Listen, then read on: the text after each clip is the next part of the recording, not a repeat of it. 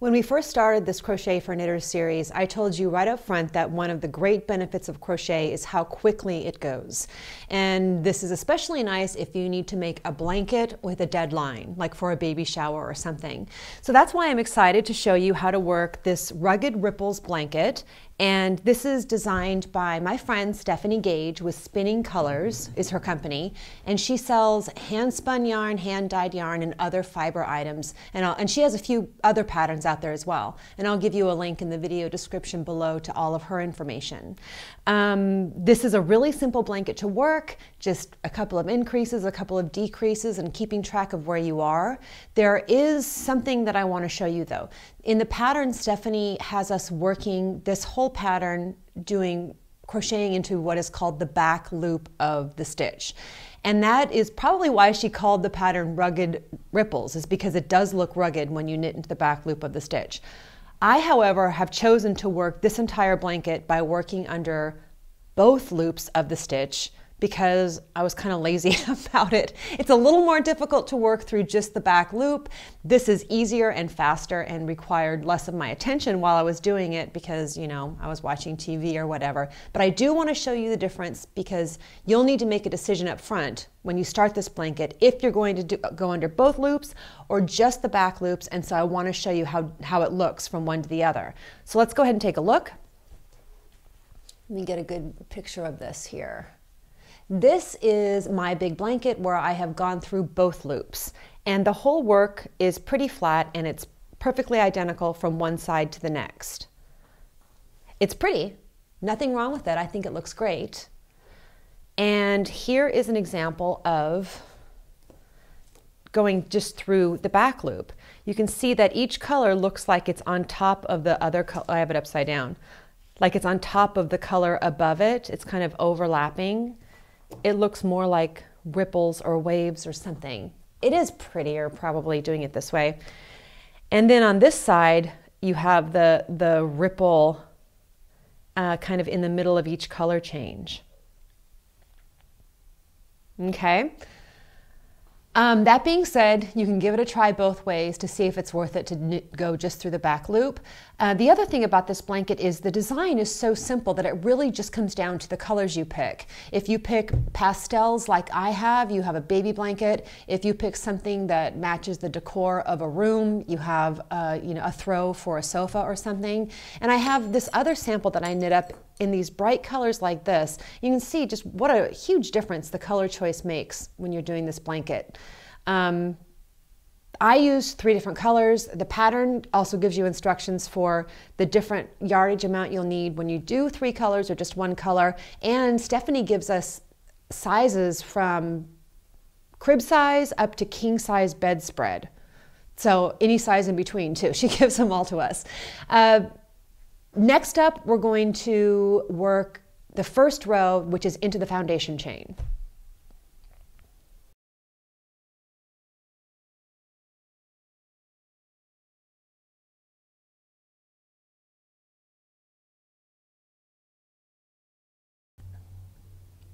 The first row of this pattern has us working into the foundation chain, which is how crochet projects start. And the first row is the most difficult row of the whole pattern. It's not hard or anything, but you do have to pay the most attention because you want to make sure your count is right and you're really paying attention to the stitches you're making because you don't have any other work to read to make sure you're on track as you move forward. So you just want to make sure that you're working the pattern as written and giving it enough attention to make sure it happens that way. But let's get started right away. Let's take a look. Here I have my foundation chain, and this pattern is written in a multiple of 12 plus 3. So you can make the blanket really any width as long as it's a multiple of 12 plus 3. And the 3 are, the 3 extra chain stitches are the ones that we use to chain up when we change directions. And so I'm going to work with this bulky yarn 3 repeats of the pattern. So I have 36 stitches cast on, and I'm going to chain 3 more. And you'll see here what I mean by chaining up. There's 1 chain, 2 chain, 3 chain, and the chains look just like knit stitches, like V's. And I am going to stab into the left leg of the 4th chain. We don't count what's on the hook. 1, 2, 3. I'm going to double crochet into this 4th chain from the hook. And if you need a review of double crochet, I'll give you a link right here. Okay, that's the very edge. The edge is actually considered an increase because we have this chain 3, which is considered a double crochet in this case, and then I worked another one right next to it. And next I'm going to work 3 double crochets, 1 into each of the next 3 chains.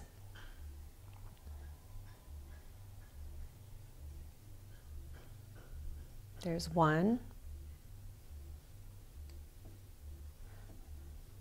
There's 2. There's 3.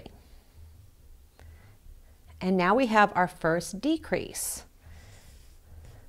The bottom of this ripple roller coaster is 2 decrease stitches. We're actually down here. It's 2 decrease stitches here, and then we increase when we get to the top of one of the waves. So that's what I'm going to show you how to do, is 2 decreases. And we're going to take what was 4 stitches down to 2 stitches.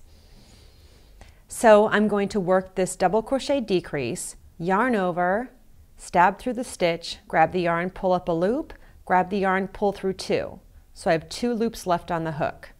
I go into the next stitch, grab the yarn, stab into the next stitch, pull up a loop, grab the yarn, pull through 2, grab the yarn, pull through 3. And that has given me 2 double crochets into 1. So I'll show you how to work this again.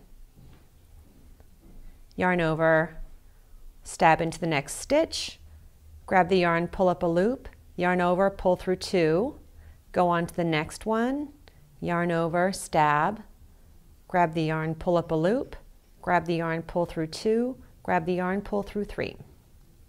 Okay, so I have 2 decreases there, and let's take a really good look at this because this is a super important part of this pattern, is being able to read what you see. This single stitch here like this, easy to see, double crochet, double crochet, double crochet. And then we have these double crochets that kind of come to a point at the top. That's a decrease, and there's another one, that's a decrease. And if you ever lose your place, you can go back and read your crochet like this. You know, we get familiar with doing that in knitting, but if crochet is a new craft for you, it's important to be able to see what those things are. So now I go on to 3 more double crochets in the next 3 stitches.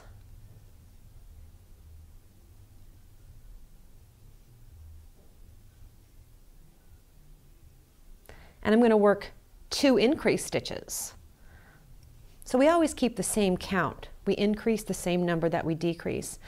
And for that, I'm going to work 2 double crochets into the next chain.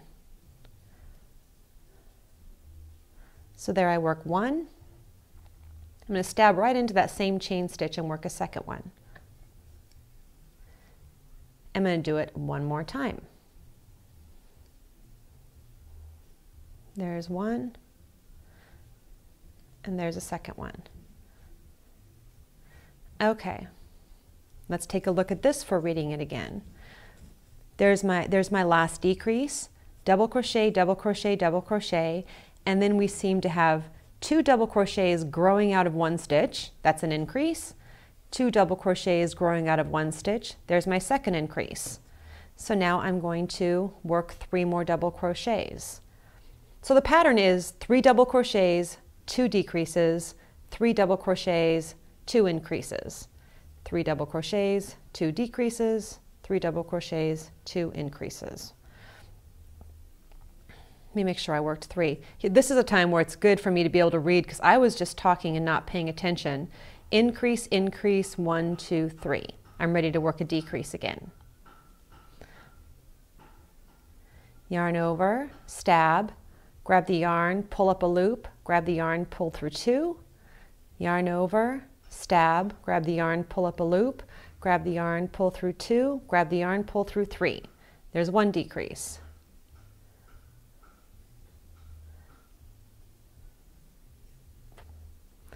Go into the next one.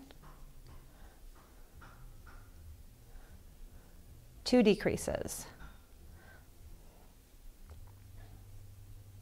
So now I work 3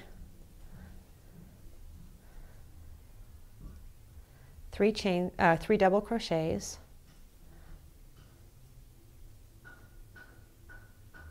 If you hear noise in the background, it's because there's some landscaping going on out front. Sounds like they're sledgehammering to me.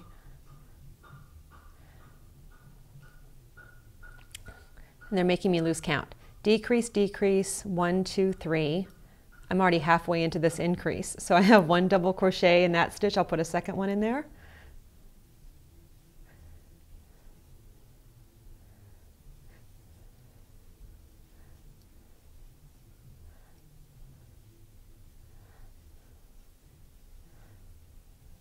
Okay, 1, 2, 3, double crochets. I want to get to the end because I want to show you how to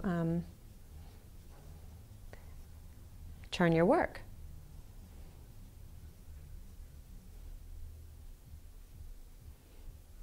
I'm going to work a decrease here.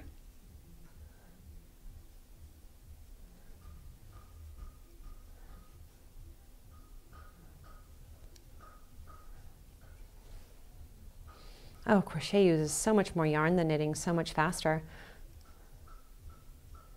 It's pretty amazing.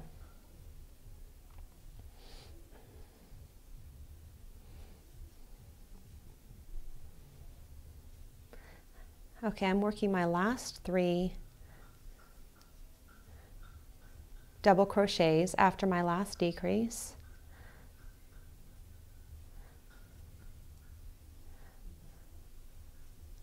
I seem to be 1 stitch short. It's possible that, I'll tell you what happened. We started videotaping after I did the chain, and then I messed up and we had to start over. So I have a feeling I lost a chain stitch, but this happens, and I am just going to get 1 more loop out of here. In the very edge stitch, you want to work an increase. So I'm going to work 2 double crochets into this very last stitch. And that little mistake, no one's the wiser. Okay, the important part here is right now I want to show you how to turn your work. You chain 3, just like we discussed right up front with the foundation chain. And things are going to get so much easier now because you have something to look at. You can read your work to make sure that you're on track. And the first thing I do is 1, 2, 3 is my chain. There's the first stitch in the work. I do a double crochet there, and then I do 3 more double crochets.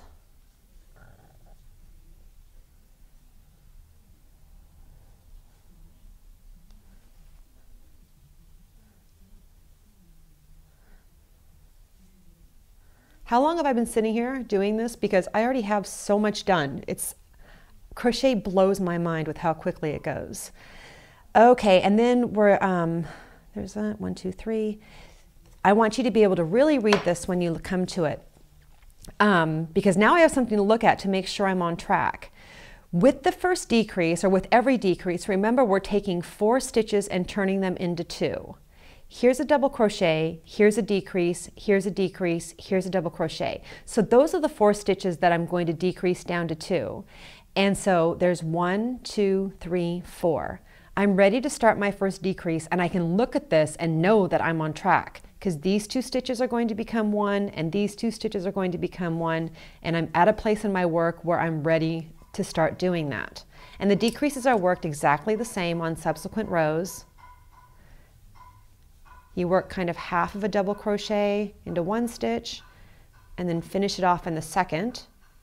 Yarn over, stab into the work, pull up a loop, yarn over, pull through 2, yarn over, into the next stitch, pull up a loop, yarn over, pull through 2, yarn over, pull through 3. So there is my first decrease and my second decrease. So let me show you how to read the work when you come to increases.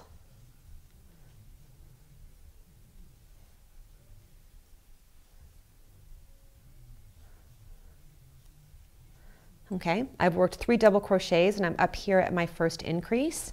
I believe I'm ready to work my first increase. I'm going to take a look and make sure that I am. So with the increases, we're taking 2 stitches and turning them into 4 stitches. And here's an increase and here's an increase. And remember, the increases are easy to see because it looks like 2 double crochets growing out of 1 little spot. And the 2 increases are going to be worked here and here, the 2 stitches that fall right between the 2 increases that I have there. So I'm right on track.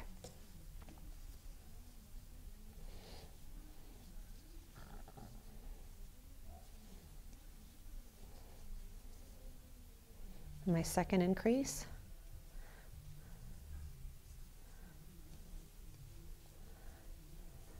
Okay, let's go ahead and take a look.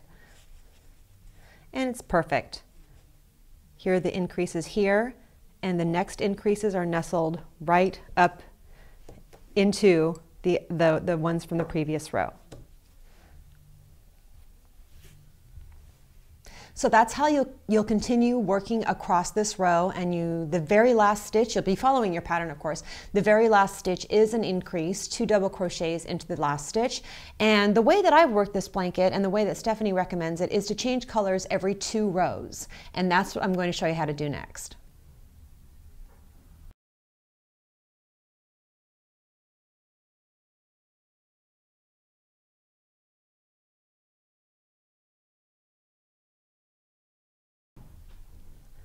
I was just marveling at how much work I've done already in just the last few minutes. And granted, I'm using bulky yarn and a pretty big crochet hook, but this is why crochet is kind of awesome for cranking out a baby blanket. That's kind of a lot. It would take me a lot longer to knit something this quickly, wouldn't it? No, that doesn't make any sense. Anyway, I'm going to show you how to change colors and tie off the ends when you're to make the ends secure. There are people in this world who don't believe that you should ever put knots in your knitting. I am not one of those people. I believe that you should always tie tidy little knots into things, especially if it's something that's machine washable like this yarn is, something that's going to be given as a gift, something that's going to be put into the washing machine and possibly the dryer. You don't want things to come unraveled. And there are nice ways of tying knots and weaving in ends so that you don't have to worry about them coming unraveled. And this whole blanket that I did in this sample, there are little knots every time I change color all over the place, and you can't tell. There's a way of doing it nicely, which is what I want to show you how to do. Let's go ahead and take a look. I think that's all I need to say. Okay, I've finished 2 rows of this last color. I'm ready to change to this color, and I'm going to put in this orange color next. These are the 3 colors that I chose for this one. Can you see those? I think they're pretty together. Okay, so the first part of the pattern tells us to chain 3 when we change direction, and I'm going to chain 3 with the new color. So this is kind of the fiddliest part of the whole thing, but it's just a little bit of work. It's easy to do this if you have a surface to set this down on. I use my lap when I'm sitting in my knitting chair. Fold the yarn over, making a loop, pull that through like this. That's actually your first chain. Take the 2 ends, you have 2 short ends in the old color and the new color, and make sure that the loop is on the fullest part of the hook, because we don't want to scrunch that first orange stitch down to nothing. So what I do is I tie the knot at first kind of half tight, and then when I go in for the second half of the double knot, I really wrench on it. Pull it really tightly, just shy of breaking the yarn really. So since the first part of the pattern had me chaining 3, I really already worked my first chain. So I just need to chain 2 more, and then I just get right on with the pattern. This is the very edge, so I'm working 1 double crochet, and then I'm going to work 3 more. Oh, there's something I haven't shown you yet that I do want to show you. In the pattern, Stephanie talks about working through the back leg of the stitch only, which gives us that rugged look. And the blanket gets its name that way. And I've been going under both legs of the V the whole time. If you want to work the blanket into just the back legs of the V, you have the V like this. You're just going to work into the top one like this. And you'll know you've got it because it will leave you with this ridge right up front.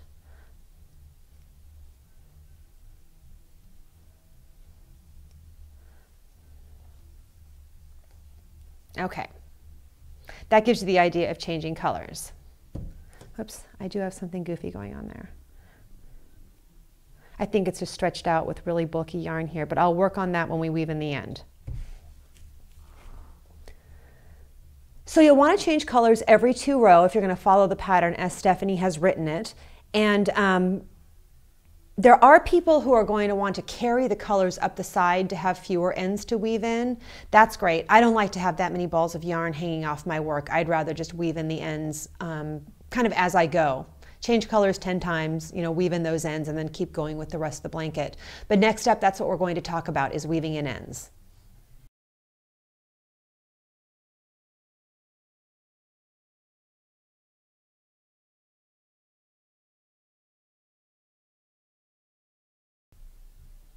I'm going to show you how to weave in the ends and secure the ends on this with the idea that you're making this blanket out of something that's machine washable, and you really, really want to secure the ends down to make sure nothing unravels when it's in the washing machine. Let's go ahead and take a look. Okay, you see where I left off with the last example, and I broke the yarn. I'm just going to pull that end through. Clearly, I haven't worked 2 rows out of this, but it doesn't matter because I'm going to just use this piece for demonstration and weaving in the ends. Now I have the tidy little knot, and when we left off last time I had a loop of blue I wasn't happy with. All I did was pull the knot tighter and that went away. So for this I need a tapestry needle. I'll thread the piece onto there, and I'm not going to do anything fancy. I'm just going to get this blue end away from the edge of the work. Just kind of weaving it through, just kind of anything. And I can pull it through and make sure that looks okay. That looks okay. I'm sure it goes without saying you want to weave the blue into the blue and the orange into the orange, however that goes, whatever colors you're using. Now the way that I'm going to make sure that this is extra secure is I'm going to untwist the plies and separate them half and half. And this yarn is 2-ply yarn, so I've got 1 ply and 1 ply. Thread one of the plies back onto your needle and just go half a stitch away, just so that the two plies aren't coming out of the same place, because once they're coming out of separate places we can tie them together in a double knot.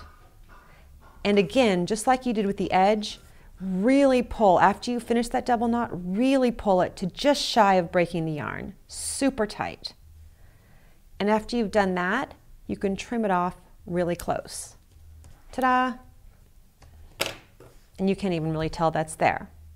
And then you'll do the same thing by weaving the orange into the orange and just making sure that when you cut the edges, no little edge pieces are going to be sticking out into the blue or off the side of the work. You just want to work it somewhere into the work where it's going to be camouflaged well with the rest of the color. Anyway, that's it. Many thanks to Stephanie Gage for letting us use her pattern in this tutorial. And the pattern is free, of course, and the link to get your own copy is in the video description below. Good luck. I'm working on next week's video right now, and you're not going to want to miss it. You should probably subscribe to make sure that you don't.